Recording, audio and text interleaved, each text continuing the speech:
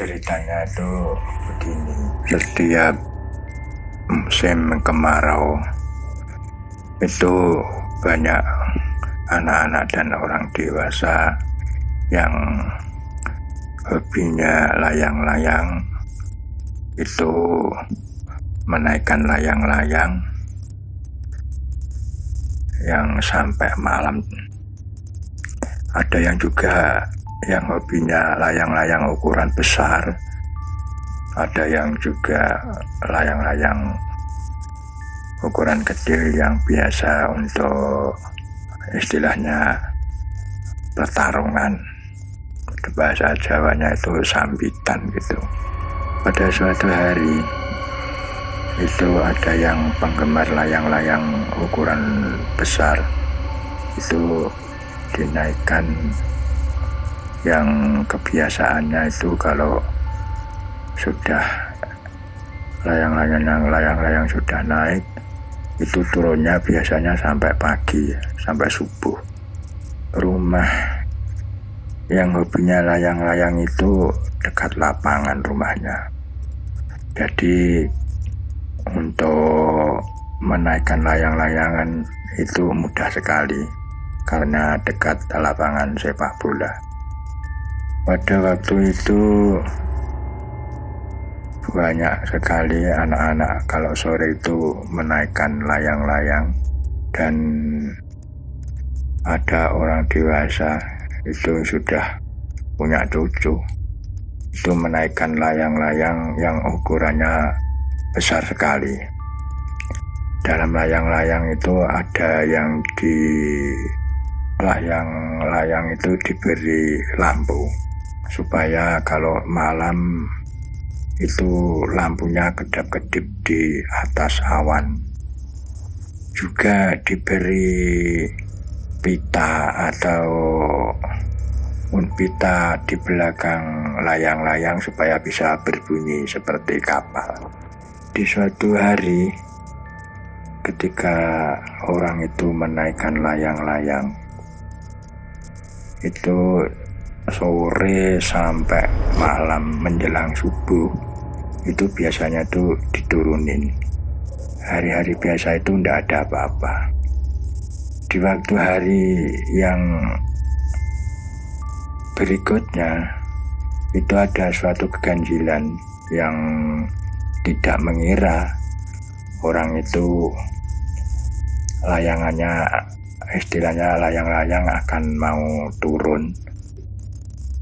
Tapi yang turun itu bukan layangnya, tapi benangnya. Di waktu itu layangan atau layang-layang yang ukuran besar itu di atas, orang itu agak kebingungan.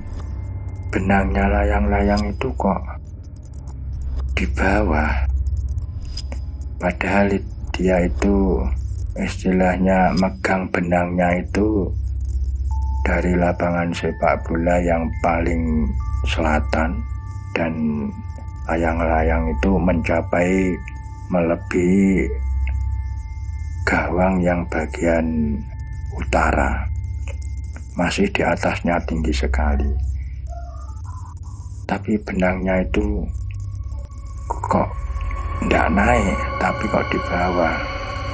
Dia itu juga penasaran, apa benang saya kecantol, apa kenapa kok nggak ada apa-apa, tapi benangnya itu kok di bawah, posisi kok agak belok. Setelah dia ngenangan kok nggak enak, ternyata benang itu ada yang nggak beres.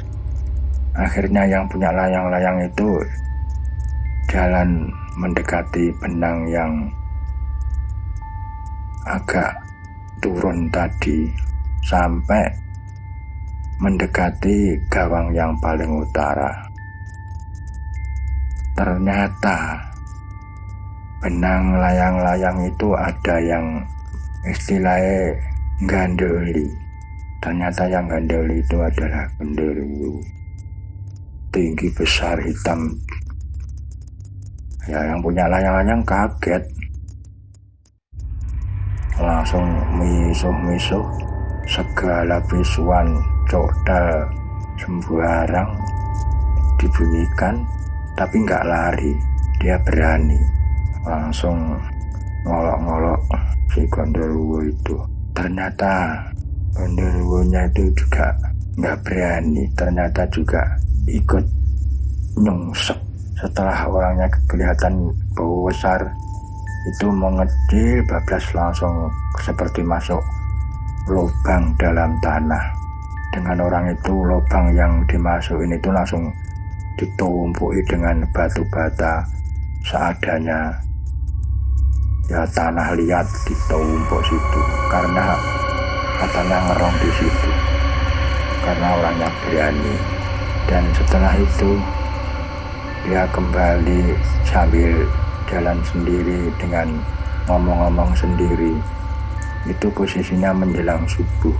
Dan setelah sampai di gawang yang sebelah timur, tempat sebelah selatan, tempatnya benangnya tadi diletakkan di situ, itu menjelang subuh ada yang jamaah subuh. Itu ternyata Pak RW-nya itu tanya, ada apa loh Pak, kok gembereneng ya? Ada yang gak beres. Benang bayangan saya diganggu sama Nurwo. Begitulah, ternyata yang ganggu itu Gondoruo, benangnya itu digandoli. Tapi untungnya orangnya tuh berani. Dan sehari setelah itu banyak yang cerita, katanya lah Gondoruo ini karo wonge sing manjer layangan elek sing manjer layangan, katanya gitu. Mana dia berani. Begitulah layang-layang yang diganggu akhirnya jadi cerita tetangga-tetangga juga, teman-temannya dia. Tapi dia memang berani menghadapi. Dan sampai sekarang memang di lokasi itu kadang-kadang juga mengganggu orang lain.